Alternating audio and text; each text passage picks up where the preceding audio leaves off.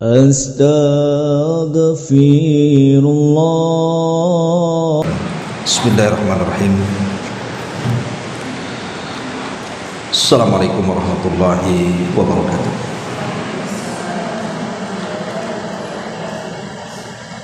Alhamdulillah,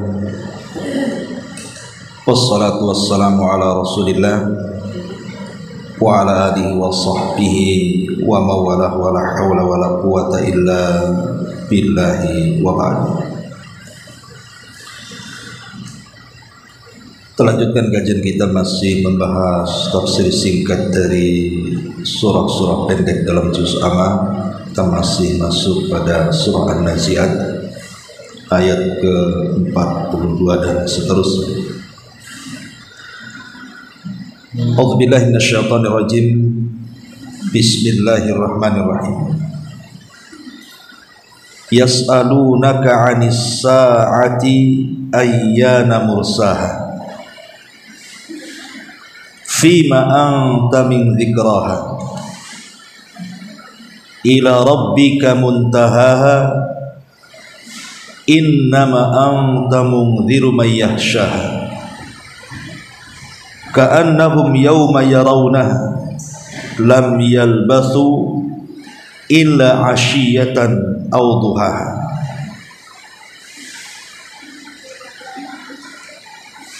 Mereka, maksudnya orang-orang kafir, bertanya kepadamu wahai Muhammad tentang kapan kiamat terjadi. Maka Allah Subhanahu wa taala katakan, untuk apa engkau perlu menyebutkan waktunya? Karena kepada Tuhan mulah dikembalikan kesudahan ketentuan waktu kiamat itu. Engkau Muhammad hanyalah pemberi peringatan bagi siapa yang takut kepada hari kiamat. Karena pada hari kiamat, ketika mereka melihat kiamat tersebut, mereka merasa seakan-akan sebentar saja tinggal di dunia pada waktu sore ataupun pada waktu pagi hari.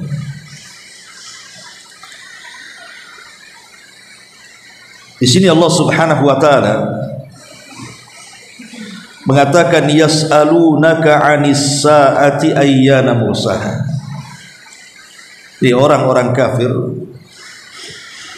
bertanya kepada Nabi sallallahu alaihi wasallam tentang hari kiamat, kapan terjadinya. Orang bertanya kepada kiamat itu ada dua kelompok. Ada bertanya hanya sekedar pertanyaan main-main saja, seperti orang-orang kafir ini kan main-main dia.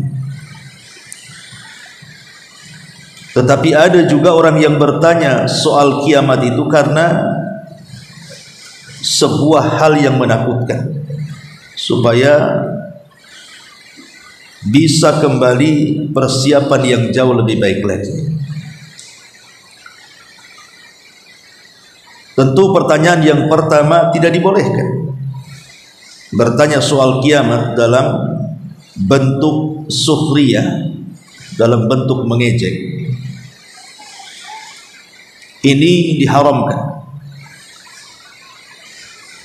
Dan pertanyaan soal agama ini ada bentuk-bentuk yang tidak boleh selain daripada bertanya soal kiamat, karena kiamat ini kan perkara gaib, tidak ada yang tahu kecuali Allah.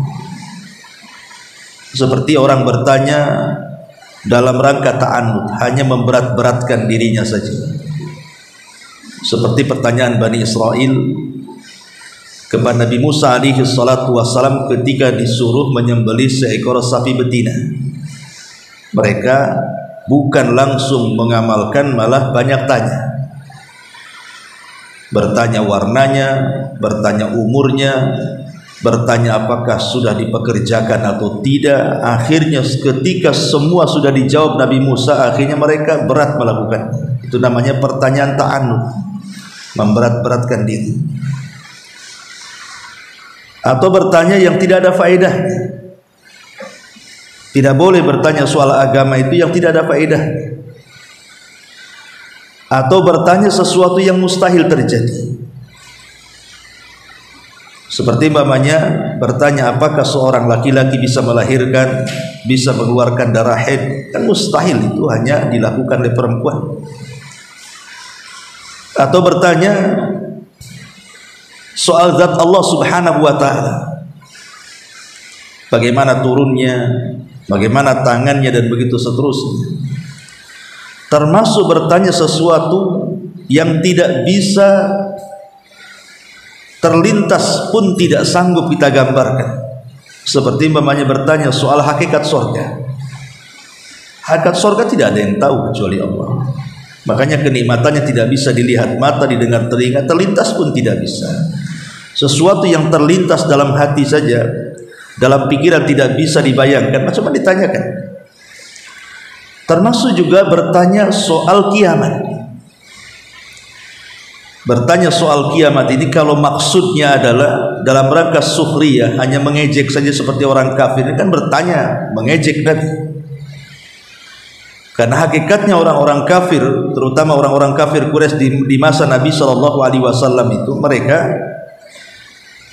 tidak meyakini adanya kiamat, tidak meyakini adanya hari kehidupan setelah kematian. Lalu apa kemudian gunanya mereka bertanya kalau itu semua mereka ingkari? Tapi kalau yang dimaksud adalah bertanya soal kiamat itu karena sebuah ketakutan dan dia ingin semakin persiapan, maka tidak ada masalah. Tetapi perkara seperti ini pun sebaiknya tidak ditanyakan. Karena di zaman Nabi SAW ada seorang Arab Badui itu datang kepada Rasul bertanya soal kiamat. Rasul tak mau jawab, menghindari dari pertanyaan itu. Ada yang mengatakan Rasul tidak suka dengan pertanyaannya sehingga Rasul tidak jawab. Ada yang mengatakan Rasul tidak dengar dengan pertanyaannya sehingga tidak bisa menjawab. Yang jelas bahwa ada seorang Arab Badui di zaman Rasul bertanya soal kiamat. Maka Nabi SAW sampai 3 kali tidak menjawab. Baru setelah pertanyaan yang ketiga, Nabi SAW bertanya, siapa tadi yang bertanya soal kiamat itu? Maka sang Badui ini kemudian berdiri dan mengatakan, saya wahai Rasul. Maka Nabi SAW tidak menyebutkan waktunya karena Rasul tidak punya ilmunya. Justru Nabi SAW berbalik bertanya kepada Arab Badui itu dan mengatakan, wa ma'a'adatta laha, apa yang kau siapkan? Bertanya soal kiamat dari tadi itu, apa yang kau siapkan? Sudah banyak modal amal. Maka sang Badui mengatakan, la syai'a ya Rasulullah, aku tidak memiliki amalan sedikit pun. Dalam riwayat, aku tidak punya amalan kecuali sedikit. Akan tetapi aku sangat mencintai Allah dan Rasul-Nya. Maka Nabi SAW mengatakan, anta ma'aman ahbabta, kalau begitu engkau akan bersama orang yang kau cintai. Dari sini kita tahu bahwa kiamat itu tidak perlu ditunggu dan tidak perlu ditanya soal waktunya, karena kiamat itu pasti datang. Dan sesuatu yang dipastikan datang itu pasti dekat. Makanya saya heran, ada beberapa orang nih, contoh sekarang nih kasus besar yang melanda saudara kita yang ada di Palestina, yang setiap hari genosida dilakukan oleh Zionis Yahudi terhadap saudara kita di Palestina. Ada sebagian orang kemudian memprediksi bahwa kiamat itu sudah dekat. Bahkan sebagian mereka menanti-nanti kalau bisa Imam Mahdi segera muncul, supaya peperangan cepat berlaku. Maksudnya perang Armageddon atau perang Malhamatul Kubra yang disabdakan Nabi SAW. Sebenarnya ini pun ada catatan. Apa maksudnya? Mereka mengatakan kalau bisa Imam Mahdi segera datang, bahkan sebagian mereka sampai memponis bahwa Imam Mahdi sudah ada. Karena kemunculan Imam Mahdi itu, dia adalah muqaddimah munculnya kiamat besar. Jadi muqaddimahnya itu Imam Mahdi dulu tuh. Baru kemudian muncul kiamat besar yang pertama, khurujud dajjal, munculnya dajjal. Dan kalau sudah tanda-tanda kiamat besar muncul, tidak bisa dihentikan sampai betul-betul kiamat ini dibangkitkan. Lain dengan tanda-tanda kiamat kecil, ada jedanya. Sekarang datang, nanti hilang, datang lagi, nanti hilang, datang lagi. Itu tanda-tanda kiamat kecil. Tapi kalau tanda-tanda kiamat besar tidak bisa dihentikan, sebab hilang tanda yang pertama, datang tanda yang kedua. Hilang tanda yang kedua, disusul tanda yang ketiga. Hilang tanda yang ketiga, datang tanda yang keempat. Sampai betul-betul tanda itu habis, kemudian alam ini dihancurkan. Apa maksudnya pertanyaan itu? Bahwa Imam Mahdi kalau bisa segera datang, bahkan memponis Imam Mahdi sudah ada. Pertanyaan pun muncul, apakah Anda sudah siap dengan kiamat? Siap menghadapi dajjal? Padahal Nabi SAW saja mengatakan, kalau kalian berjumpa dengan dajjal, falyan'a anhu, kalau bisa nyingkir dari dia. Kita disuruh nyingkir, jangan ketemu kalau bisa. Dan kalau seandainya terpaksa ketemu saja, Nabi SAW mengatakan kemudian dajjal menghadapkan kita dengan dua fitnah, api dan air, maka Rasul mengatakan, pejamkan matamu, jangan pandang tuh si dajjal, masuk ke dalam api yang hakikatnya adalah air. Jadi jangan dikira bahwa tanda-tanda kiamat besar atau kiamat besar itu sendiri itu perkara-perkara yang mudah dihadapi. Tidak. Makanya Rasul mengatakan fasa'atu adha wa amar, bahwa terjadinya kiamat itu sesuatu yang menakutkan dan membahayakan. Makanya ini pertanyaan-pertanyaan konyol seperti ini. Kalau bisa Imam Mahdi muncul segera, kalau bisa Imam Mahdi itu sudah ada. Subhanallah. Nabi SAW mengatakan kepada Arab Badui ini, loh, apa yang kau siapkan? Apa yang kau siapkan? Jangankan lagi cerita kiamat besar, kiamat kecil saja, kematian yang Nabi SAW katakan, idza mata ahadukum faqad qamat qiyamatuhu. Kalau datang kematian kepada kalian, berarti tegaklah kiamat kecil kepadanya.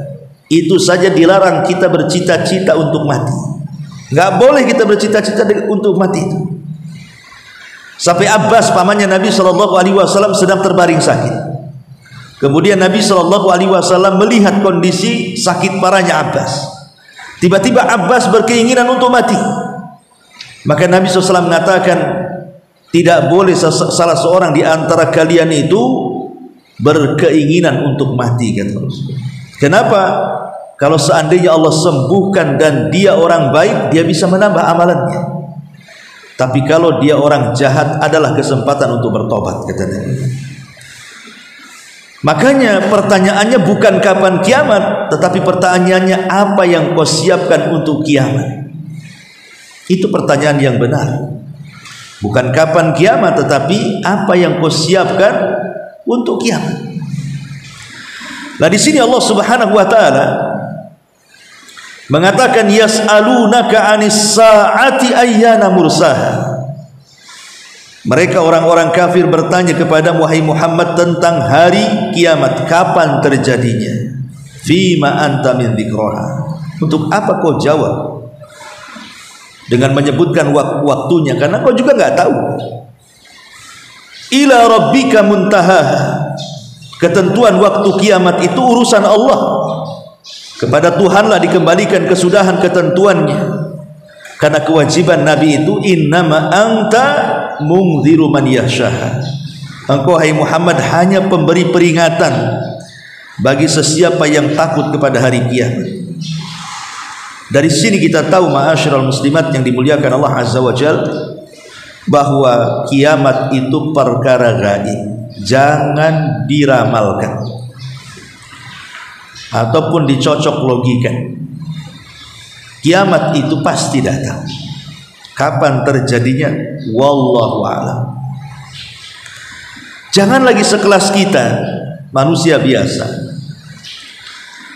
sekelas Nabi SAW yang turun wahyu dari langit saja. Satu hari malaikat Jibril menjelma sebagai manusia yang bersih, berpakaian putih, rambut pula hitam, seolah-olah tidak ada bekas safar, kemudian datang kepada Rasul mengajarkan agama di hadapan para sahabat. Lah salah satu yang ditanyakan malaikat Jibril kepada Nabi SAW adalah mata sa'ah. Fa akhbirni anis sa'ah, katanya, habarkan kepadaku kira-kira kiamat kapan. Apakah kemudian Nabi SAW mengatakan kepada Jibril bahwa kiamat itu akan terjadi pada waktu ini dan itu? Tidak, Rasul tidak menyebutkan itu. Rasul boleh menjawab ketika ditanya soal Islam, Rasul menjawab. Rasul boleh menjawab ketika ditanya soal iman. Rasul boleh menjawab ketika ditanya soal ihsan. Tapi Rasul tidak bisa menjawab ketika ditanya soal kiamat. Rasul boleh menjawab ketika ditanya soal tanda-tandanya. Tapi Rasul SAW tidak menjawab ketika ditanya soal kapan kiamat. Kenapa? Dia bisa jawab soal iman, Islam, ihsan, tapi soal kiamat dia tidak menjawab, karena memang Rasul tidak punya ilmu soal itu. Makanya Nabi SAW berbalik bertanya kepada Jibril dan mengatakan, mal mas'ulu anha bi'a'lama minas sa'il. Tidaklah orang yang ditanya lebih paham, lebih mengetahui daripada orang yang bertanya. Maknanya saya dan anda wahai Jibril sama-sama tidak tahu. Saya tidak tahu, anda juga tidak tahu. Sesuatu yang saya tidak tahu, anda tidak tahu, tidak perlu ditanyakan, karena sama-sama tidak tahu. Yang tahu hanyalah Allah Subhanahu wa ta'ala. Kalau malaikat yang dekat dengan Allah Azza wa Jalla sekelas Sayyidul Malaikat Jibril tidak tahu kapan kiamat, kalau sekelas Nabi SAW Sayyidul Anbiya wal Mursalin, pemimpinnya para nabi, loh, bayangkan Sayyidul Bashar, tidak pun tahu ditanya soal kiamat, macam mana pula kita? Ma'asyiral muslimat yang dimuliakan Allah Azza wa Jalla. Makanya tadi ketika ada Arab Badui datang kepada Rasul SAW bertanya soal kiamat, Rasul enggan menjawabnya. Bahkan Rasul kemudian berbalik tanya kepada si Badui tadi dan mengatakan, wa ma'a'dadtalah, apa yang kau sudah siapkan untuk kiamat itu? Ma'asyiral muslimat yang dimuliakan Allah Azza wa Jalla, ingat bahwa Rasul itu tidak pernah menentukan kiamat kecuali hanya harinya saja. Adapun tanggalnya, adapun bulannya, adapun tahunnya, wallahu a'lam. Rasul hanya menyebut hari. Selebihnya Rasul tidak pernah menyebutkan yang lain. Diriwayatkan dari Aus ibn Aus, Nabi SAW mengatakan, inna min afdali ayyamikum yaumal jum'ati fihi khuliqa Adam wa fihi qubida wa fihi nafkha wa fihi as-saqah. Sesungguhnya di antara hari yang paling utama bagi kalian adalah hari Jumat. Di hari itu Adam diciptakan, di hari itu Adam meninggal dunia, di hari itu pula ditiupkan sangkakala pertama, dan di hari itu pula ditiupkan sangkakala kedua. Dalam riwayat, khairu yaumin tala'at alaihi syamsu yaumul jum'ah fihi khuliqa Adam wa fihi udkhilal jannah wa fihi ukhrija minha wa la taqumus sa'ah illa fi yaumil jum'ati. Sebaik-baik hari di mana matahari terbit adalah hari Jumat.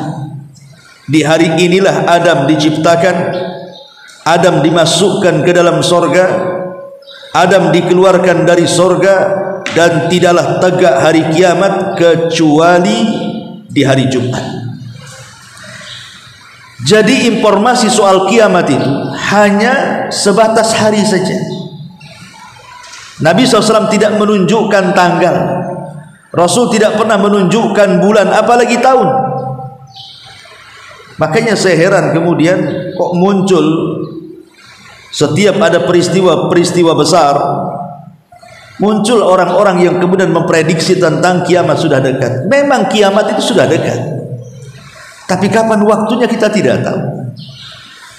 Jangan kemudian mencocok-cocokkan logika seperti yang dulu pernah juga viral gitu ya. bahwa kiamat akan datang, karena umur umat Islam itu cuma 1500 tahun saja. Kemudian juga diinformasikan akan terjadi dukhon, asap yang tebal yang di langit yang akan menjadi muqaddimah tanda kiamat besar. Sekarang dengan terjadinya perang di Palestina, muncul lagi bahwa Imam Mahdi sudah ada di sana, bahwa Dajjal itu sudah ada katanya. Sebentar lagi tanda-tanda kiamat besar akan muncul, dan sebentar lagi akan perang besar. Kita tidak mengingkari tentang adanya Armageddon, Malhamatul Kubra, kemunculan Al-Mahdi, kemunculan Dajjal. Saya kira umat Islam tidak akan mengingkari bahwa itu semua akan terjadi dan akan muncul. Tapi kalau kemudian dipastikan kemunculannya dengan yakin gitu kan, lebih celakanya lagi kemudian mencocok-cocokkan akal dengan dalil, ini kayaknya tidak pantas, karena ini lancang terhadap Allah Subhanahu wa taala, mendahului ketetapan Allah Subhanahu wa taala yang jelas-jelas Allah Subhanahu wa taala mengatakan dalam Al-Qur'an, yas'alunakan nas 'anis sa'ah qul innama ilmuha indallah wa may yudrika la'alla sa'ah takunu qaribah, kata Allah. Manusia bertanya kepadamu tentang hari kiamat. Katakan ya Muhammad, sesungguhnya pengetahuan tentang hari kiamat itu hanya ada di sisi Allah saja. Dan tahukah kalian waktu, wahai Muhammad, boleh jadi hari kiamat itu sudah dekat waktunya? Kita tidak tahu.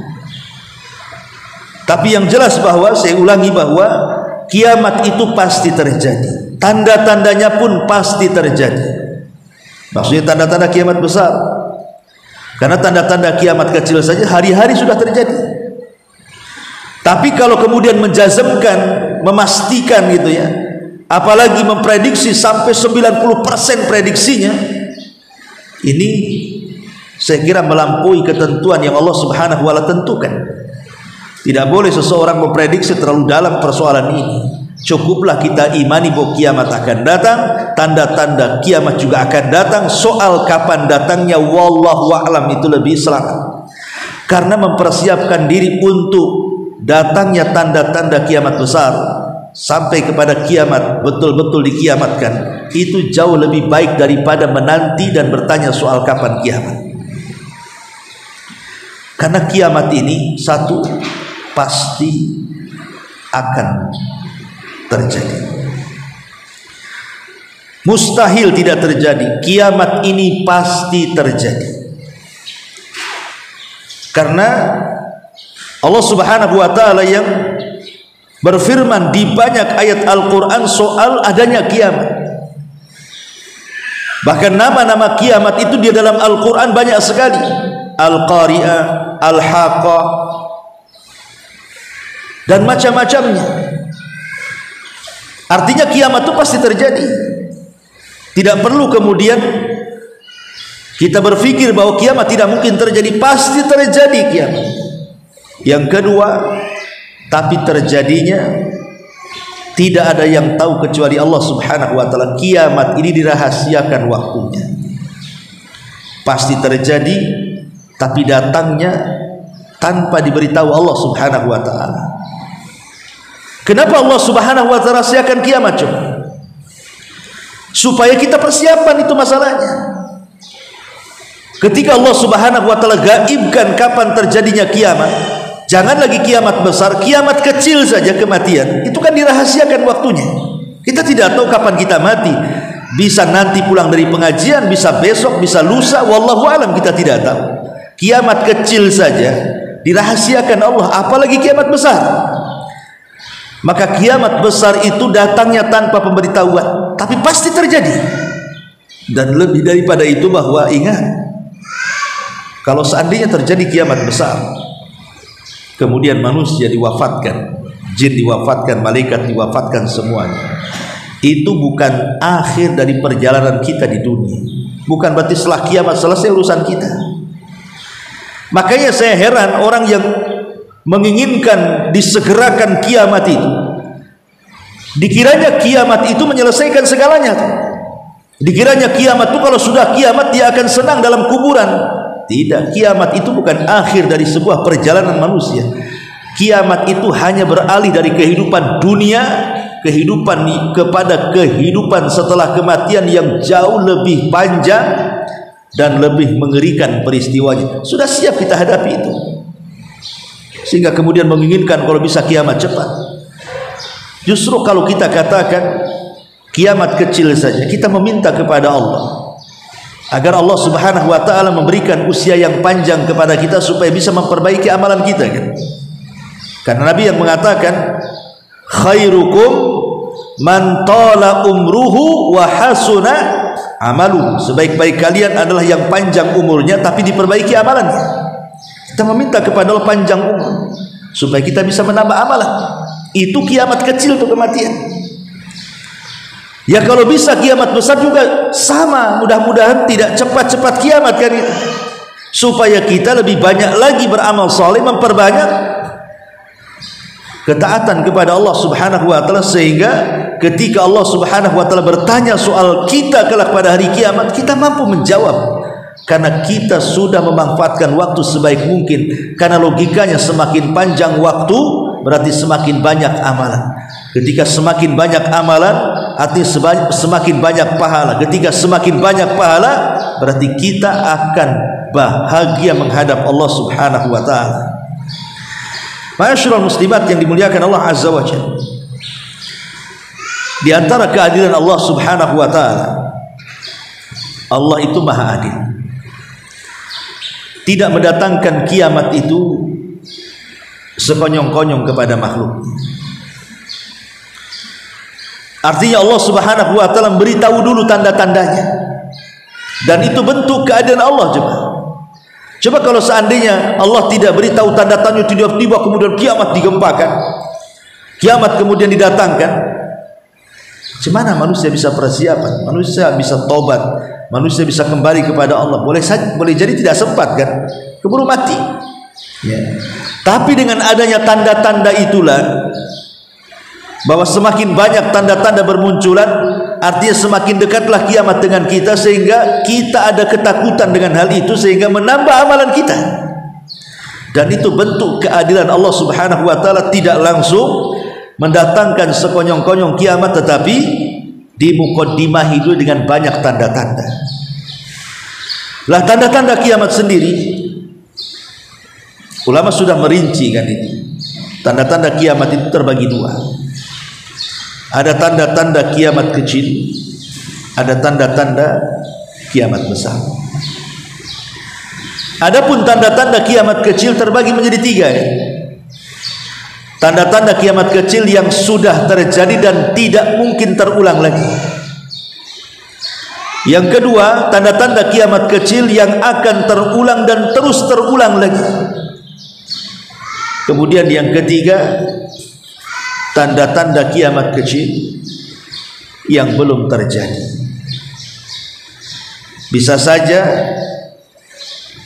terjadi sebelum tanda-tanda kiamat besar berlaku, bisa saja kemudian tanda-tanda kiamat kecil ini di sela-sela tanda-tanda kiamat besar.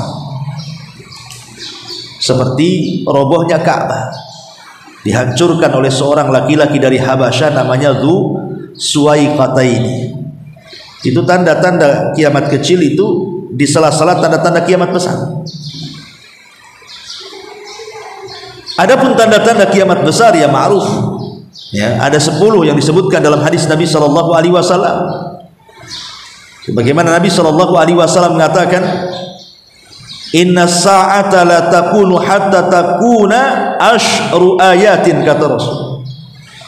Hari kiamat tidak akan terjadi sehingga kalian melihat 10 tanda-tanda kiamat besar. Kemudian Nabi SAW menyebutkan secara acak, bukan secara urut, karena kita tidak tahu urutan satu dengan yang lainnya yang mana satu. Walaupun ada ulama yang kemudian berusaha mentartib urutannya dengan cara mentahqiq, tapi ini kan ijtihad ulama. Itu pun masih dikembalikan kepada Allah yang mana satu urutan. Seperti di sini yang pertama, khasfun bil masyriq, penenggelaman pemukiman bumi dari arah timur. Yang kedua, khasfun bil maghrib, penenggelaman pemukiman bumi dari arah barat. Artinya gempa hebat sehingga manusia dan bangunan-bangunan terperosok ke dalam bumi. Kemudian yang ketiga, khasfun fi jaziratil ardh, penenggelaman pemukiman bumi di jazirah Arab. Kemudian yang keempat, ad-dukhan, munculnya asap pekat hitam di langit. Kemudian yang keenam, ad-dajjal, yang kelima, dajjal. Kemudian yang keenam, ad-dabah, keluarnya binatang besar yang keluar dari perut bumi dan bisa bicara. Kemudian kata Rasul yang ketujuh, wa ya'juj wa ma'juj, keluarnya Ya'juj dan Ma'juj. Kemudian yang nomor 8, wa tulu'us syamsi min maghribiha, terbitnya matahari dari arah barat. Kemudian yang ke-9, narun, kemudian yang ke-9, narun takhruju min qa'ri adnin turahilun nas, api yang keluar dari dasar perut bumi yang ada di Aden Yaman yang menggiring manusia. Dan yang terakhir, wa nuzulu Isa bin Maryam, turunnya Isa bin Maryam. Sekali lagi ini hadis ini Rasul menyebutkan secara aksan, tidak menyebutkan secara tartib. Karena ada beberapa ulama yang beristihad mana satu duluan, mana satu belakangan. Seperti mamanya Al-Imam At-Tayyib. Al-Imam At-Tayyibi dia mentahqiq bahwa dari 10 tanda-tanda kiamat besar itu diawal dengan Dajjal. Kemudian yang kedua, turunnya Isa bin Maryam. Kemudian yang ketiga, munculnya Ya'juj wa Ma'juj. Itu tanda bumi. Baru yang kedua, tanda langit. Yang keempat, kelima dan keenam, ya. Setelah munculnya Ya'juj wa Ma'juj, itu yang ketiga. Kemudian yang keempat, munculnya dukhan, itu langit. Kemudian munculnya matahari dari arah barat, itu langit. Kemudian baru setelah itu munculnya dabbah untuk menstempel gitu ya. Baru tanda kiamat yang ketiga yang mendekati pada kiamat besar, penenggelaman atau gempa hebat dari arah timur, penenggelaman atau gempa hebat dari arah barat, dan yang terakhir di Jazirah Arab. Baru setelah itu api yang menggiring manusia dari arah Aden dan Hijaz, kemudian manusia digiring ke Syam. Baru setelah itu kiamat dibesarkan. Ini satu pendapat. Ada yang mentartib seperti ini. Ulama yang lain ada yang mentartib berbeda pula, diawali dengan duan wallahu a'lam. Ya. Tapi yang jelas bahwa 10 tanda kiamat ini pasti terjadi. Adapun tanda-tanda kiamat kecil itu hampir semuanya sudah terjadi kan. Hanya beberapa persen saja mungkin yang belum terjadi. Seperti contohnya umpamanya munculnya orang-orang yang mengaku nabi, yang kata Nabi SAW, wa annahu sayakunu fi ummati 30 kadzabuna kulluhum yaz'amuna annahum nabi, akan ada pada umatku 30 pendusta, kata Rasul, semua mengaku sebagai nabi. Tentu kalimat 30 ini bukan pembatasan, bukan. Kalimat 30 nabi yang mengaku nabi bukan pembatasan, karena yang mengaku nabi sudah lebih daripada 30. Di zaman Nabi SAW saja udah beberapa orang kan yang mengaku nabi. Al-Aswad Al-Ansi muncul di akhir-akhir masa Nabi di Yaman. Kemudian Tulaiha Ibn Khuwailid Al-Asadi itu juga muncul di akhir-akhir meninggalnya Nabi SAW. Kemudian yang paling masyhur Musailamah Al-Kadzdzab, bahkan perang melawan Abu Bakar kan di Yamamah. Kemudian seorang wanita lagi di zaman Rasul ngaku Nabi, namanya Sajah bintu Al-Harith. Sajah bintu Al-Harith. Kemudian di zaman tabi'in ada namanya Mukhtar ibn Ubaid Al-Thaqafi, itu ngaku Nabi. Kemudian Al-Haris ibn Sa'id Al-Kadzab, itu juga ngaku Nabi. Kemudian belakangan kita lihat orang-orang Ahmadiyah ngaku bahwa Mirza Ghulam Ahmad Al-Qadiani ngaku Nabi.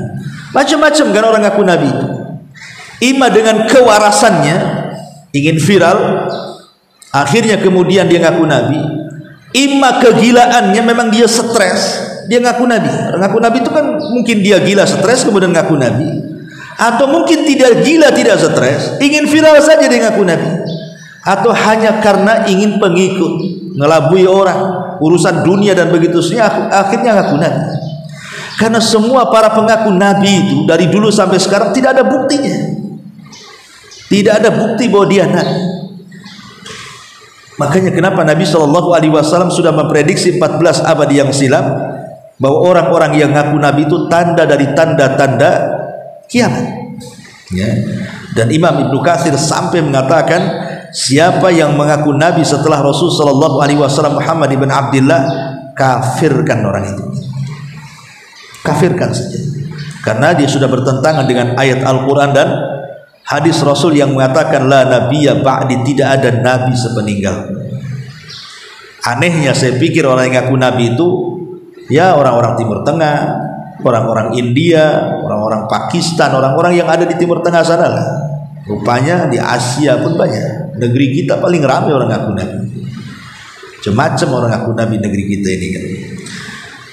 Kemudian juga banyaknya kekacauan, contohnya yang Nabi SAW katakan, min asratis sa'ati an yurfa'al ilm wa yaksura al-jahl wa yaksura az-zina wa yaksura syurbul khamri wa yaqillu rijal wa yaksura an-nisa hatta yakuna li 50 imra'atal qayyimul wahid.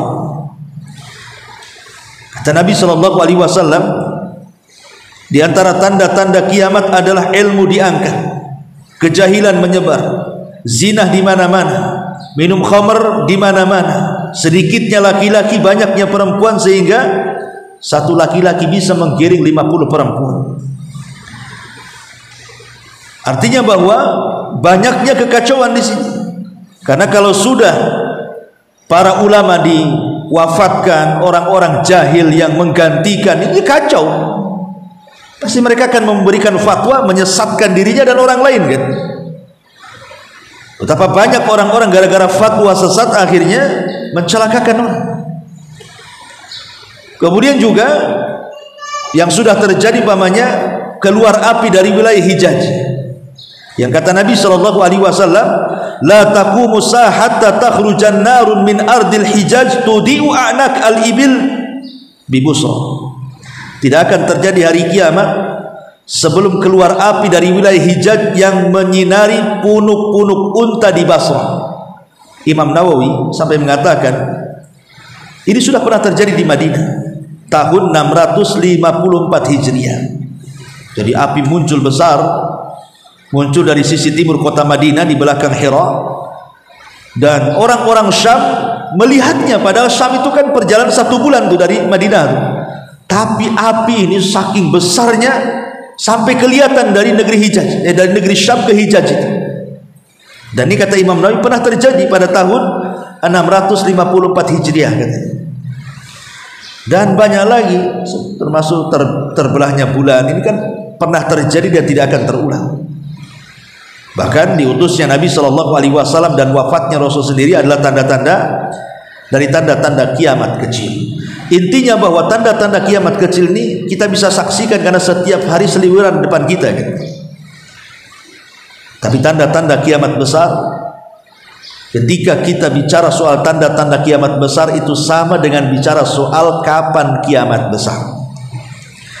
Sebagaimana kita tidak tahu kapan terjadinya kiamat besar, maka kita pun tidak tahu kapan tanda-tanda kiamat besar itu muncul. Yang jelas bahwa tanda-tanda itu pasti muncul dan kiamat besar pun pasti terjadi. Karenanya di sini Allah Subhanahu wa taala mengatakan, "Fima anta min dzikraha." Untuk apa? Apa perlunya engkau menyebutkan waktunya wahai Muhammad? Kepada Tuhanmu lah dikembalikan kesudahan ketentuannya. Engkau wahai Muhammad hanya pemberi peringatan bagi siapa yang takut kepada hari kiamat. Kenapa alasannya? Karena lihat hari kiamat saking dahsyatnya, Allah katakan, ka'annahum yauma yarawnaha lam yalbathu illa asyiyatan aw duhaha. Pada hari ketika mereka melihat hari kiamat itu, karena susah dan suasana hebat dan mengerikannya, mereka merasa seakan-akan hanya sebentar saja tinggal di dunia pada waktu sore dan pada waktu pagi. Jadi kalau datang kiamat seolah-olah kita tidak pernah tinggal di dunia, saking dahsyat dan menakutkannya. Tetapi Allah memuliakan kita orang-orang yang beriman, di mana Allah Subhanahu wa taala tidak akan mempersaksikan kita orang yang beriman akan kedatangan kiamat besar. Jadi kiamat besar itu hanya disaksikan orang kafir saja. Karena sebelum kiamat dibangkitkan, Allah akan utus angin. Angin ini sangat dingin sekali. Kemudian akan menerpa setiap ketiak-ketiak orang-orang yang beriman, dan setiap orang yang punya keimanan sebiji zarah akan dicabut nyawanya. Sehingga sebelum terjadi kiamat tidak ada di permukaan bumi ini orang yang beriman sedikit pun. Baik imannya besar atau imannya kecil, semua diwafatkan. Sehingga yang hidup hanya orang-orang kafir saja, dan yang menyaksikan kiamat itu hanya orang kafir saja. Makanya Nabi SAW mengatakan, la taqumus sa'ah illa ala syiraril khalqi. Tidak akan tegak kiamat kecuali hanya menimpa orang yang paling buruk yang hidup saat kiamat dibangkitkan. Mereka orang kafir. Berbeda dengan kiamat kedua, maksudnya tiupan sangkakala yang kedua. Hari kebangkitan itu mengenai semua orang, mau beriman, mau orang kafir, semua kena, karena semua akan dibangkitkan di hadapan Allah Subhanahu wa ta'ala. Inilah di antara akhir dari surah An-Nazi'at. Wallahu alam. Sebelum kita tutup, silahkan kalau ada pertanyaan.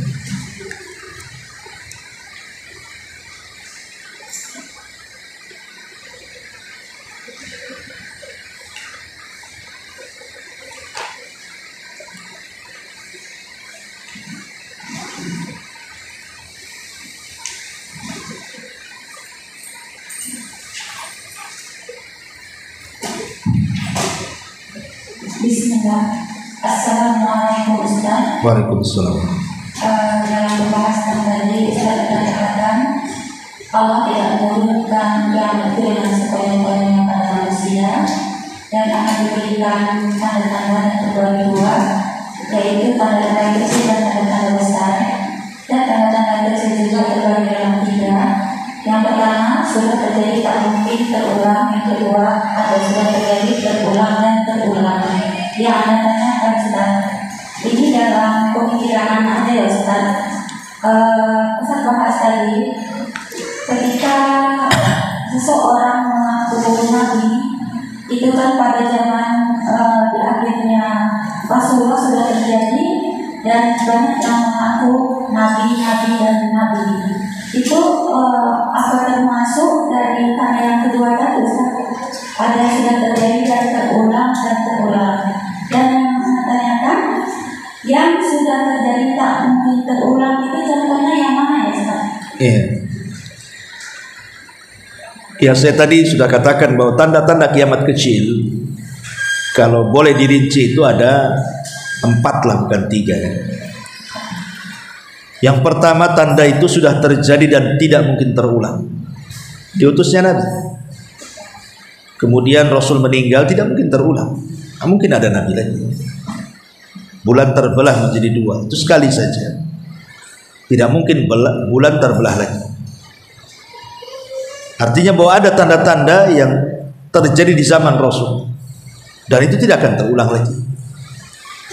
Itu contoh saja. Kemudian yang kedua, ada tanda-tanda yang selalu terulang, seperti tersebarnya zina. Di zaman Nabi sudah ada, sampai hari ini tetap aja ada orang berzina. Ya, kemudian tersebarnya pembunuhan. Di zaman Nabi sudah ada yang membunuh, walaupun kalau perang antar muslim dengan orang kafir tentu belum ada, terjadinya di zaman Utsman. Tapi kalau orang bunuh-bunuhan sudah ada kan begitu. Sampai hari ini pun orang bunuh-bunuhan makin ramai lagi.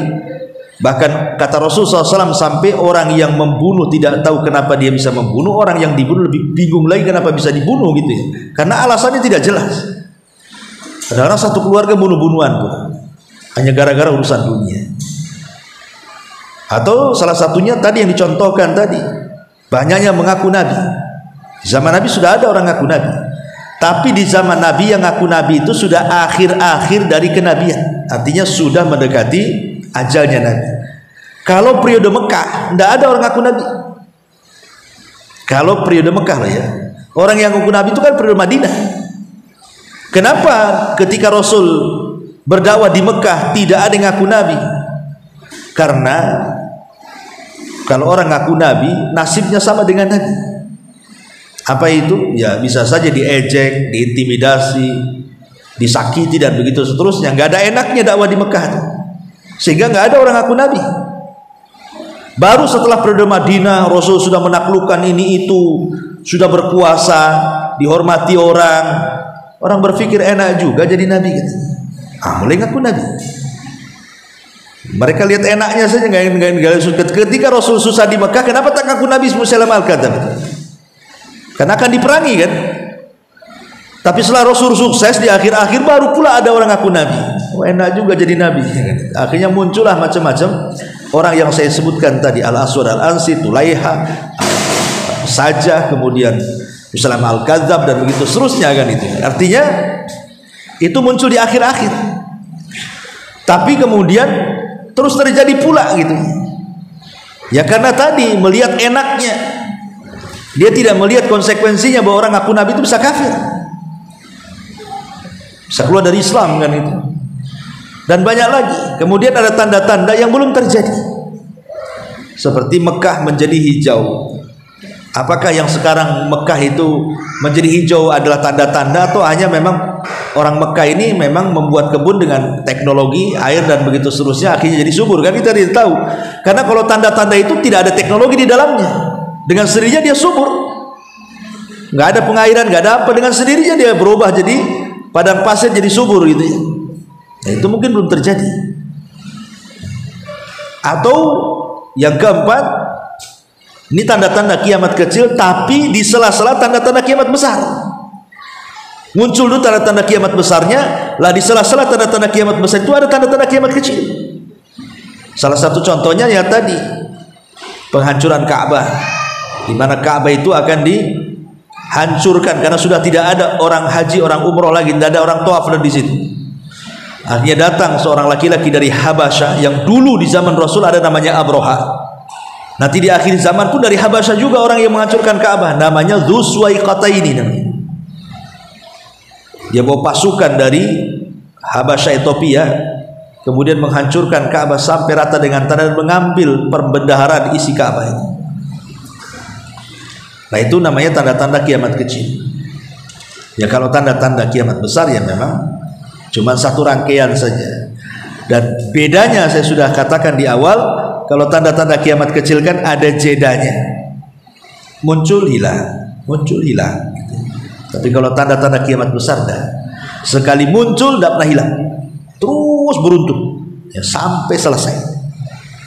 Itulah kenapa menakutkan tanda-tanda kiamat besar ini. Wallahu a'lam. Baik. Sambung dari yang Ustaz jabarkan tadi, Ustaz. Ini berarti ya Ustaz, setelah Rasulullah SAW meninggal, dari kaitan yang Ustaz jelaskan, apapun yang terjadi di masa lalu sampai sekarang itu sudah merupakan tanda-tanda kiamat Ustaz. Sementara kita mendengar dari cerita orang tua kita, dari cerita pembahasan Ustaz dikatakan bahwa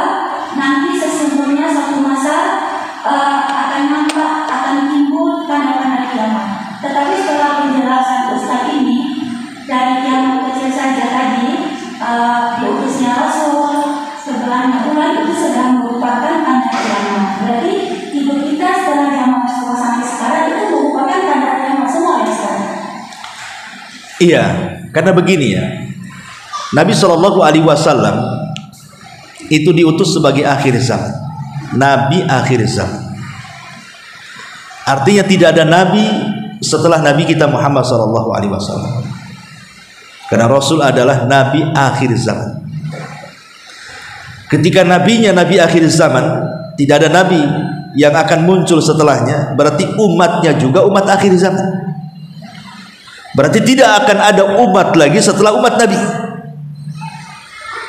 Logikanya ketika tidak ada Nabi kecuali Nabi kita Muhammad itu yang terakhir, dan umatnya sebagai umat akhir zaman, dan tidak ada umat setelah umat Rasul, berarti hanya menunggu antara kita dengan kiamat itu tidak jauh. Kecuali kalau ada Nabi, berarti akan ada lagi kaum yang lain yang akan mengikutinya, dan ada umatnya umat yang lain kan. Lah ketika nabinya Nabi akhir zaman, umatnya umat akhir zaman, berarti kita dengan kiamat itu ya dekat, karena sudah tidak ada penghalang lagi antara kita dengan kiamat. Yang menghalangi kiamat itu kan kemunculan Nabi. Itu yang memperpanjang lagi kiamat kalau ada Nabi lagi setelah Nabi SAW. Makanya di antara hikmah kenapa putra-putra Nabi yang laki-laki itu semua meninggal, Qasim meninggal, Abdullah meninggal, Ibrahim meninggal, karena umumnya kalau Nabi itu punya anak laki-laki dan hidup sampai besar biasanya mewarisi kenabian. Seperti Nabi Ishak melahirkan Yakub, Yakub jadi Nabi. Yakub punya anak Yusuf jadi Nabi, ya kan? Kemudian Nabi Dawud punya anak Sulaiman jadi Nabi. Jadi rata-rata umumnya kalau Nabi punya anak itu jadi Nabi itu anaknya. Makanya kenapa putra-putra Nabi tidak ada yang hidup semua mati? Karena dikhawatirkan mewarisi kenabian. Dan Rasul mengatakan la nabiyya ba'di, tidak ada nabi sepeninggalku. Dan tidak ada nabi dari perempuan. Makanya garis keturunan Rasul itu semua dari perempuan kan, dari Fatimah. Karena anak laki-laki Rasul tidak ada. Ya tadi hikmahnya kenapa kalau ada yang bertanya, kenapa anak-anak Rasul kok diwafatkan di waktu kecil? Kenapa tidak diwafatkan setelah dia dewasa, dia besar? Karena dikhawatirkan jadi nabi, itu salah satu hikmahnya.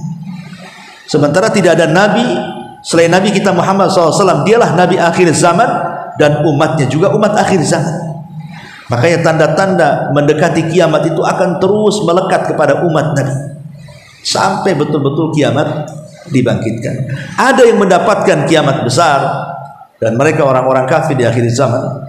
Ya, ada juga yang tidak mendapatkan kiamat besar, tapi semua manusia pasti tersentuh dengan kiamat kecil, kematian. Mau mukmin mau kafir pasti disentuh dengan kiamat kecil. Wallahu a'lam. Iya. Pertanyaan saya. Iya. Ini di luar tema boleh Ustaz? Iya. Karena mendengar dua riwayat tentang pemilihan Utsman dan Ali saat khalifah yang ketiga. Pada saat itu dipilih ada 6 orang sahabat. Kemudian seleksi tinggal 2 sahabat. Dan pada saat 2 sahabat ini Utsman dan Ali. Nah, di dua riwayat yang kami dapatkan, mohon bantuan Ustaz, mana yang benar? Yang Ustaz sunnah juga, dua-duanya sunnah. Ustaz mengatakan terpilihnya Utsman karena dipilih dari banyaknya keutamaan hadis Rasul tentang beliau, maka dipilih Utsman dibanding Ali. Dan Ustaz B mengatakan pada saat bertemu dengan Umar mengatakan kalau salah satu dari kalian menunjuk si A, maka si B yang menunjuk akan diangkat menjadi khalifah. Akhirnya Utsman dan Ali diam. Nah, Abdurrahman bin Auf punya inisiatif mendatangi rumah para muslim atau sahabat-sahabat di Madinah untuk menanyakan siapa yang mereka pilih menjadi khalifah. Nah, tidak satu rumah pun yang tidak memilih Utsman, artinya semuanya sahabat memilih Utsman. Nah, di antara dua riwayat ini mana yang kira-kira benar yang Ustaz? Karena ini kontradiksi. Iya. Ya, alhamdulillah sepanjang yang saya pelajari, pemilihan khalifah sepeninggal Nabi sallallahu alaihi wasallam yang pertama ada yang berdasarkan nas. Seperti Abu Bakar. Memang nas yang menunjuk Abu Bakar itu sebagai khalifah sepeninggal Nabi. Apa nasnya? Ketika Nabi sallallahu alaihi wasallam sakit, Rasul tidak meminta pakar-pakar Quran untuk menggantikan imam. Kan pakar-pakar Quran banyak. Ada Ubay bin Ka'ab, ada Mu'adz bin Jabal, ada Abdullah bin Mas'ud, banyak pakar-pakar Quran. Tapi Rasul tetap meminta Abu Bakar sebagai pengganti. Aisyah sempat menawarkan, kenapa tidak Umar saja? Tapi Rasul mengatakan tidak, Abu Bakar. Akhirnya betul-betul Abu Bakar mengimami manusia saat Rasul sakit. Tentu bagaimana Nabi memilih Abu Bakar menjadi imam bukan hanya sekedar imam di masjid saja, tapi ini menunjukkan suksesi kepemimpinan Abu Bakar di masa depan sepeninggal Nabi. Makanya ketika Nabi betul-betul meninggal, kemudian terjadi sedikit konflik bersama orang-orang Ansor, karena orang-orang Ansor tiba-tiba mereka menjagokan Sa'd bin Ubadah. Maka kemudian Abu Bakar, Umar dan Abu Ubaidah bin Jarrah mendatangi orang-orang Ansor. Dan Abu Bakar kemudian mengatakan, aku mendengar Rasul bersabda bahwa kepemimpinan itu harus dari Quraisy. Di samping kiri, di samping kanan ada Umar, di samping kiri ada Abu Ubaidah. Dua-duanya pantas untuk menjadi khalifah. Pilihlah di antara keduanya. Tapi tiba-tiba Umar mengatakan, aku menolak. Kalau aku menjadi khalifah, kemudian ada rakyatku namanya Abu Bakar, aku tak mau. Akhirnya kemudian Umar lah yang pertama membaiat Abu Bakar, disusul Abu Ubaidah dan pentolan-pentolan Ansor. Baru kemudian terjadi baiat umum. Ini Abu Bakar ini dibaiat secara nas. Memang ada instruksi dari Nabi kan, walaupun tidak secara mantuk, ya, tidak secara langsung. Nanti kalau saya meninggal Abu Bakar walaupun tidak mengatakan, tapi secara tersirat ada. Karena apapun sedikit-sedikit Abu Bakar, sedikit-sedikit Abu Bakar. Hijrah Abu Bakar minta. Nggak mau dia dikawani yang lainnya, maunya Abu Bakar. Makanya Rasul mengatakan, iqtadu billadaini min ba'di. Ikutilah dua orang manusia sepeninggal Abu Bakrin wa Umar. Rasul mendahulukan Abu Bakar baru Umar. Ya, ini yang pertama. Yang kedua dengan wasiat. Umar dengan wasiat. Abu Bakar tidak melakukan memilih Dewan Syuro, memilih orang-orang terbaik kemudian disuruh berembuk. Tidak, Abu Bakar langsung memberikan wasiat bahwa sepeninggal aku Umarlah orang yang menggantikannya. Jadi Umar menjadi pemimpin karena wasiat dari Abu Bakar. Nggak ada pemilihan. Baru kemudian di masa Umar meninggal dunia, Umar sebelum meninggal, lah Umar itu mengumpulkan 6 orang dari 10 sahabat yang dijanjikan masuk surga. Dan Umar mengatakan, kalian berenam layak menjadi khalifah. 6-6-nya layak. Di situ ada Ali, ada Utsman, ada Abdurrahman bin Auf, ada Talha, gitu ya. Ada Sa'id bin Zaid. Pokoknya layak semua, kalian itu layak semua. Tapi kemudian setelah betul-betul Umar radhiyallahu an mewasiatkan kepada Dewan Syuro yang 6 itu, di sini terpecah menjadi 3 kandidatnya. Abdurrahman bin Auf, Ali bin Abi Thalib, Utsman ibn Affan. Jadi dari 6 orang itu pendukungnya dua-dua. Yang satu mendukung Abdurrahman, yang satu mendukung Ali, yang satu mendukung Utsman. Sama-sama kuat kan? Akhirnya Abdurrahman mundur. Dia nggak mau. Abdurrahman bin Auf mundur. Akhirnya kemudian kandidatnya cuma 2 yang terpilih, Utsman dan Ali. Tapi Abdurrahman bin Auf dia mundur dengan syarat bahwa dia yang menentukan mana yang harus dipilih, Ali kah, Utsman kah. Akhirnya semua sepakat yang menentukan itu Abdurrahman.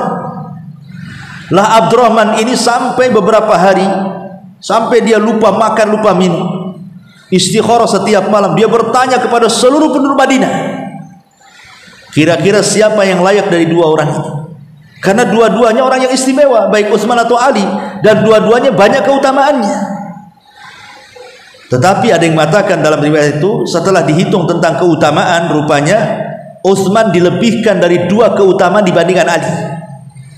Jadi dilebihkan, ya nggak banyak, cuman satu atau dua hadis gitu ya, dilebihkan daripada Ali radhiyallahu anhu. Itu dalam satu riwayat. Lah sejak itu, apalagi kemudian setelah voting bertanya kepada orang-orang yang memang layak untuk ditanya. Ingat, dalam Islam itu tidak mengenal demokrasi, tidak semua bersuara. Ya, tidak sama orang yang botak kepala dengan yang gondrong itu tidak sama. Orang yang sekolah dengan yang tidak sekolah kan kalau demokrasi sama saja, suaranya satu.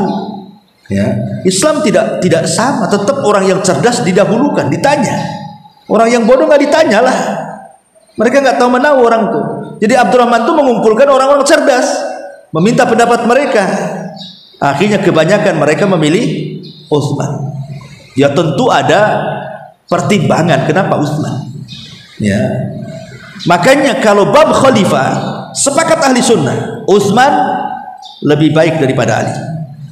Tapi secara keutamaan ini terjadi silang pendapat. Ada yang mengatakan Ali lebih utama dibandingkan Utsman, ada yang mengatakan Utsman lebih utama dibandingkan Ali. Ini ijtihad ulama. Tapi soal kekhilafahan tidak boleh. Kita katakan Utsman nomor urut 3, Ali nomor urut 4 setelah Abu Bakar dan Umar. Itulah tartib ahli sunnah.